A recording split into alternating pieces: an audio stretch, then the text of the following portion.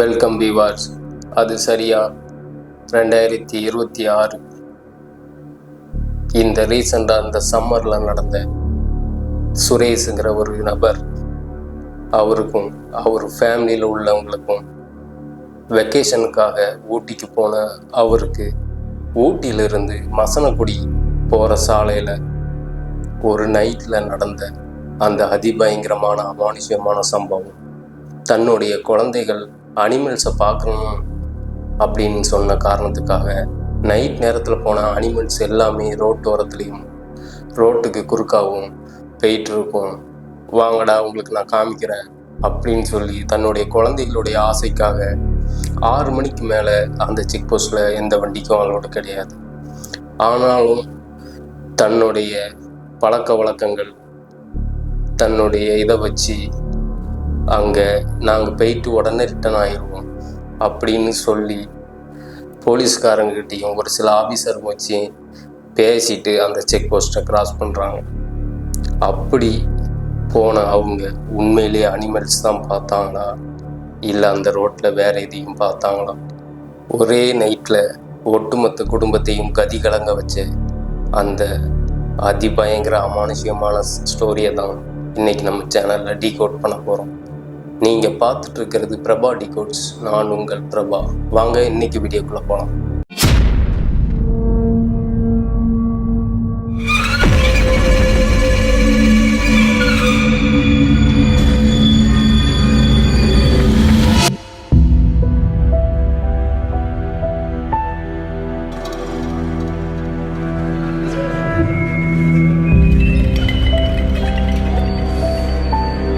சுரேஷுங்கிற நபர் கவர்மெண்ட் ஆஃபீஸில் நல்ல போஸ்டிங்கில் இருக்கார்.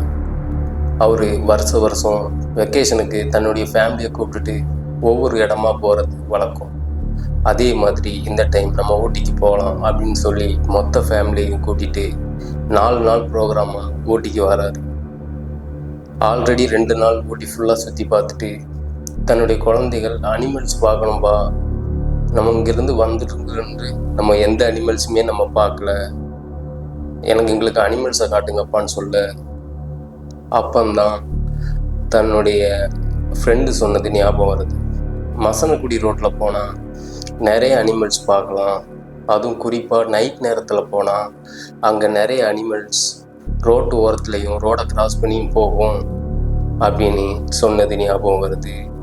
சரிப்பா, உங்களை இன்னைக்கு நைட்டு கூட்டிகிட்டு போய் காட்டுறேன் அப்படின்னு தன்னுடைய குழந்தைகள்கிட்டையும் சொல்கிறார். நைட்டு வேண்டாம்ப்பா, எங்களை பகலில் கூட்டிட்டு போய் காட்டுங்க அப்படின்னு சொன்னோன்னே அனிமல்ஸ் பார்க்கணுன்னா நைட் வரைக்கும் வெயிட் பண்ணாதான் அனிமல்ஸ் பார்க்க முடியும்னு சொல்லி அவரும் குழந்தைகளை சமாதானப்படுத்துறார். சரிப்பா, நைட்டு கண்டிப்பாக கூட்டி கொண்டு காட்டணும் அப்படின்னு அந்த குழந்தைகள் சொல்ல சரின்னு சொல்லிட்டு 6 மணிக்கு கிளம்ப ஆரம்பிக்கிறாரு. ஆனால் அந்த மசனக்குடிக்கு முன்னாடி இருக்கிற அந்த செக் போஸ்ட்டில் 6 மணிக்கு மேலே எந்த காரும் போகிற காலோடு கிடையாது.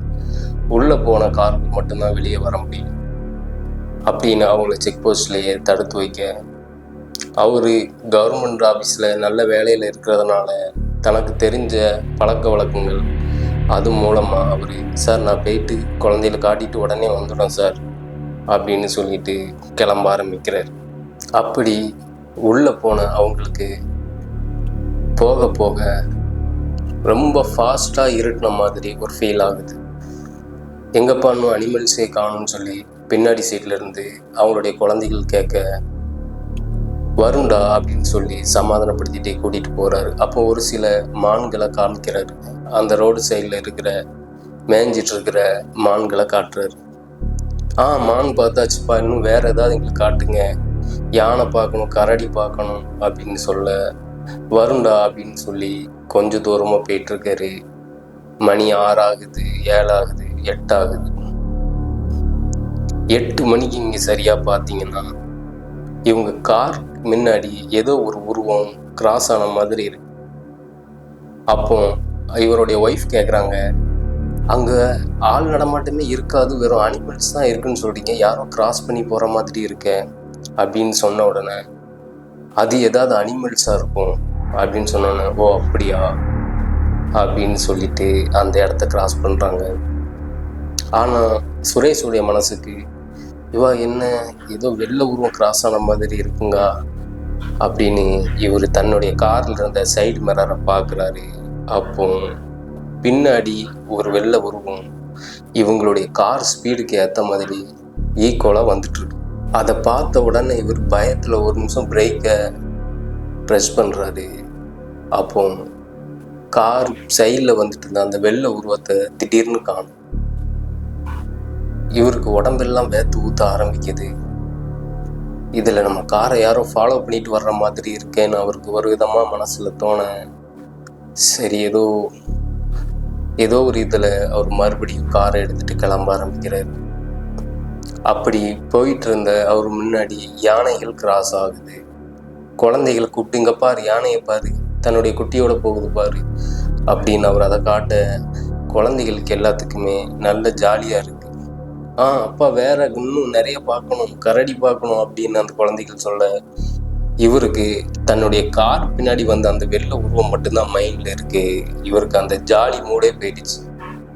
அது என்னவா இருக்கும், அது யாரா இருக்குன்னு இவர் மைண்டுக்குள்ளே ஓடிட்டே இருக்கு. அந்த யோசனையில் இவர் கார் ஓட்டிகிட்டு இருக்காரு. அப்போ கொஞ்சம் தூரம் திடீர்னு பார்க்கும்போது அவர் பார்த்த அந்த வெள்ளை உருவம் திடீர்னு இவர் கார் முன்னாடி கையை காமிச்சு லிஃப்ட் கேட்குற மாதிரி இருக்கு. இவர் ஒய்ஃபும் அங்கே யாரும் நம்ம வண்டியை மறிக்கிறாங்க அப்படின்னு சொன்ன உடனே, யார் மறிச்சாலும் இந்த ரோட்டில் வண்டி நிப்பாட்டக்கூடாது, நம்மளே ஏற்கனவே தெரியாம தான் இல்லீகலாக உள்ளே வந்துட்டுருக்கோம், அதனால் இங்கே யாருக்கும் லிஃப்ட்டும் கொடுக்கக்கூடாது, வண்டியை நிப்பாட்டக்கூடாதுன்னு சொல்லி வேகமாக வண்டி எடுக்கிறாரு. அந்த கார் கொஞ்ச நேரத்திலே ஆஃப் ஆயிடுது. இவர் எவ்வளவோ ஸ்டார்ட் பண்ணி பார்த்தாலும் அந்த கார் மறுபடியும் ஸ்டார்ட் ஆகலை. உடனே அவர் காரை திறந்துட்டு வெளியே இறங்கி பேனட்டை ஓப்பன் பண்ணி பார்க்குறாரு. தன்னுடைய ஒய்ஃப் கிட்டையும் குழந்தைகிட்டையும், நீங்கள் யாரும் காரை விட்டு இறங்க வேண்டாம், இங்கே அனிமல்ஸ் எப்போ வேணாலும் வரும் அப்படின்னு சொல்லிட்டு, டேஷ்போர்டில் இருக்கிற டார்ச்சரை மட்டும் எடுத்து கொடு அப்படின்னு அவர் டார்ச் அடிச்சுக்கிட்டு பேனட்டை ஓப்பன் பண்ணி உள்ளே பார்த்துக்கிட்டு இருக்காரு, என்ன ஃபால்ட்டு அப்படின்னு. அப்போ திடீர்னு இவர் பக்கத்தில் இருந்து ஏதோ ஒரு இணல் மாதிரி ஒரு உருவம் இவர் பக்கத்துலேயே நின்றுட்டு, அவர் காரை பார்த்துக்கிட்டே அப்படி சைடில் திரும்பி பார்க்குறாரு. அவர் காரு பின்னாடி வந்த உருவம், அந்த லிஃப்ட் கேட்கறதுக்கு நின்ன உருவமும் இவர் பக்கத்தில் நின்ன உருவம் சேம் அச்சசலா ஒரே மாதிரி இருக்கு. இவர் பயத்தில் தன்னுடைய டார்ச்சை கீழே போட்டுட்டு ஐயோன்னு கத்துறாரு. அப்போ அங்கே ஒரு விதமான சிரிப்பு சத்தம் மட்டுமே கேட்குது. இவர் காரை விட்டு ஒரு 2 அடி தூரம் வந்துட்டு சுற்றி முற்றி திரும்பி பார்க்குறாரு. எல்லா இடத்துலையும் பயங்கரமாக இருட்டாக மட்டுமே இருக்கு. இவருக்கு கார் உள்ளே இருக்கிறவங்களும் வெளியே தெரியல. சரி, நம்ம காரை ரிப்பேர் பண்ண வேண்டாம், கார் உள்ளே இருந்துட்டு மெக்கானிக் யாருக்காவது ஃபோன் பண்ணிக்கலாம் அப்படின்னு சொல்லி பேனட்டை போய் வேகமாக லாக் பண்ணுறாரு. அப்போ அந்த கார் உள்ளே இருந்த இவங்களுடைய மனைவி, அந்த 2 குழந்தைகள் எல்லாருடைய முகமும் இந்த பக்கத்தில் நின்ன அந்த வெள்ளை உருவத்துடைய முகமாக மாறியிருக்கு. எல்லாம் காருக்குள்ள இருந்து இவங்களையே பார்த்துட்ருக்கு. இவர் பேனட்டை லாக் பண்ணிட்டு காரை விட்டு தெரிச்சு ஓடுறாரு. அப்போ காருக்குள்ளே இருந்த எங்களுடைய ஃபேமிலிஸ் சத்தம் போட ஆரம்பிக்கிறாங்க, அப்பா எங்கே ஓடுறீங்க, எங்கே ஓடுறீங்க அப்படின்னு சத்தம் வருது. இவர் திரும்பி பார்க்குறாரு. பார்த்தா இவருடைய மொத்த ஃபேமிலியும் காரை விட்டு இறங்கி கீழே நின்றுட்டு. இவருக்கு உடம்பெல்லாம் வேது தொப்புன்னு நனைஞ்சிக்கிட்டு, மறுபடியும் ஒன்றும் இல்லை, அங்கே யாரும் மெக்கானிக் இருக்காங்களான்னு பார்க்க வந்தேன் அப்படின்னு சொல்லி தன்னுடைய மனைவியும் மக்களையுமே சுற்றி முற்றி பார்த்துட்டு இருக்காரு. கொஞ்ச நேரத்துக்கு முன்னாடி இவங்களுடைய முகம் தானே வேற மாதிரி நமக்கு தெரிஞ்சுது அப்படின்னு. சரி, ஒன்றும் இல்லை, நம்ம கார் ரிப்பேர் பண்ண வேண்டாம், மெக்கானிக் வர வச்சுக்கலாம், போலீஸை கூப்பிட்றலாம் அப்படின்னு சொல்லி கார் உள்ள ஏற ஆரம்பிக்கிறேன். அப்படி கார் உள்ள ஏறி கிளாஸ் எல்லாத்தையும் ஃபுல்லாக ஏற்றிக்கிட்டு டோர் எல்லாத்தையும் உள்ளே லாக் பண்ணிவிட்டு கார் உள்ளே இருந்து அந்த செக் போஸ்ட்டில் இருந்த தெரிஞ்ச போலீஸ்காரங்க அவங்களுக்கு எல்லாத்துக்குமே ஃபோன் பண்ணுறாரு. சார், இந்த மாதிரி என் கார் மாட்டிக்கிச்சு. அவங்க இவரை ஃபோனில் சத்தம் போட, நாங்கள் தான் போகாதீங்கன்னு சொன்னோம் சார், 6 மணிக்கு மேலே அலோடு கிடையாது, உள்ள எந்த ஹெல்ப்புமே இது இருக்காது, சரி வெயிட் பண்ணுங்கள், கரெக்டாக எத்தனை கிலோமீட்டரில் நிற்கீங்கன்னு சொல்லி அவர் கேட்க, அவரும் ஒரு சில அடையாளங்கள் சொல்ல, சரி நீங்கள் காரை விட்டு வெளியே இறங்க வேண்டாம், அனிமல்ஸ் ஏதாவது வரும் அப்படின்னு சொல்லிட்டு உள்ளே வெயிட் பண்ண சொல்கிறாங்க. ஆனால் இவர் மனசுக்குள்ள தன்னுடைய பார்த்த உருவங்களும் தன்னுடைய ஃபேமிலி முகங்கள் மாறின விதம் அவருக்கு கொஞ்சம் கூட இவர் மனசை விட்டு போகலை. இவர் ஒரு விதமான நடுக்கத்தோடையே அந்த காரில் உட்காந்துருக்காரு. அப்போ ஆப்போசிட்ல இருந்து ஏதோ லைட் வெளிச்சம் மட்டும் படுது. அப்படி நீங்கள் பார்த்தீங்கன்னா அங்கே இருந்தனா ஆந்திரா லாரியில் லோடு ஏற்றிட்டு வர ஆரம்பிக்குது. அப்போ இந்த கார் இப்படி நிற்கிறத பார்த்துட்டு அந்த லாரி டிரைவர்ஸ் அந்த லாரியை இவங்க கார் பக்கத்தில் நிப்பாட்டிட்டு என்னாச்சு ஏதாச்சுன்னு சொல்லி அவங்களுக்கு சொல்ல, இந்த மாதிரி என்னுடைய வண்டி ஆஃப் ஆயிடுச்சு, அதான் எனக்கு எப்படி இது பண்ணுறதுன்னு தெரில, மெக்கானிக் வர வச்சுருக்கேன் அப்படின்னு அவரும் சொல்ல, அந்த லாரி டிரைவர்கள் பேனட்டை ஓப்பன் பண்ணி அது என்ன ஃபால்ட்டுன்னு சொல்லி பார்த்து அந்த காரை ரிப்பேர் பண்ணுறாங்க. அவங்க ரிப்பேர் பண்ணி முடிக்கவும் இந்த போலீஸ் டீம் வர்றதுக்கும் கரெக்டாக இதாக இருந்துச்சு. காரும் ரெடி ஆயிடுச்சு. அந்த காரை முன்னாடி போக சொல்லிட்டு இவங்க பின்னாடியே போலீஸ் ஜீப்போட செக் போஸ்ட் வரைக்கும் தாண்டி அந்த காரை கொடுக்குறாங்க. அப்போ இவர் தனிப்பட்ட முறையில் அந்த செக் போஸ்டில் இருக்கிற ஒரு போலீஸ்கிட்ட மட்டும் டீ குடிக்கிற அந்த கேப்பில் தனக்கு நடந்த அந்த அமானுஷ்யமான விஷயத்த அவர் ஷேர் பண்ணுறாரு. அப்போ அவர் அந்த போலீஸுக்காரன்னு சொல்கிறாரு, ஆமாம் நிறைய பேர் அந்த மாதிரி பார்த்து தான் சொல்கிறாங்க, ஆனால் நான் நைட்டு எத்தனோ டைமோ ரவுண்ட்ஸ் போயிருக்கோம், ஆனால் எங்கள் கண்ணுக்கு எந்த உருவமும் தெரியல. நீங்கள் இந்த மாதிரி டூரிஸ்டாக வர்றவங்க மட்டும்தான் சொல்கிறாங்க அந்த ரோட்டில் ஏதோ ஒரு அமானுஷ்யம் இருக்குது, நைட்டு போகக்கூடாது அப்படின்னு சொல்லி. ஆனால் எங்கள் கண்ணுக்கு இது வரைக்கும் படலை. அதனால தான் நாங்கள் பெரும்பாலும் 6 மணிக்கு மேலே ஒன்று காரில் அனிமல்ஸ் அடிபட்டுறக்கூடாது, கார் எதுவும் பிரேக் டவுன் ஆகிடக்கூடாது, இல்லை இந்த மாதிரி எதுவும் சம்பவங்கள் நடந்துடக்கூடாதுக்காக தான் நாங்கள் யாரையுமே 6 மணிக்கு மேலே அலோட் பண்ணது கிடையாது அப்படின்னு அவர் சொல்ல, சரி அப்படின்னு அவர் மறுபடியும் ஊட்டிக்கு ரிட்டன் ஆக ஆரம்பிக்கிறார். அப்படி ஊட்டிக்கு அவர் ரூமுக்கு வந்ததுக்கப்புறம் தன்னுடைய பொண்டாட்டி பிள்ளைகள் எல்லாருமே நிம்மதியாக அசந்து தூங்குறாங்க.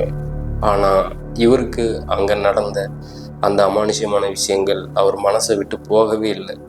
அவர் விடிய விடிய தனக்கு நடந்த விஷயத்த யோசிச்சுக்கிட்டே இருக்காரு. இது உண்மைதானா, இல்லை கற்பனையாக எனக்கு நடந்துச்சா, இல்லை நான் வேறு எதையும் பார்த்தனா, என்னை பயமுறுத்துனது எதுக்கு, என்னை மட்டும் குறிப்பாக பயமுறுத்துனதுக்கான காரணம் என்ன அப்படின்னு அவர் இன்னும் வரைக்கும் யோசிச்சுட்டே இருக்கார். இன்னும் வரைக்கும் வெக்கேஷனுக்கு ஊட்டிக்கு போகணுமா இல்லை மசனக்குடி போகணுமான்னு சொன்னாலே அவருக்கு ஞாபகம் வர்றது அந்த விஷயந்தான்.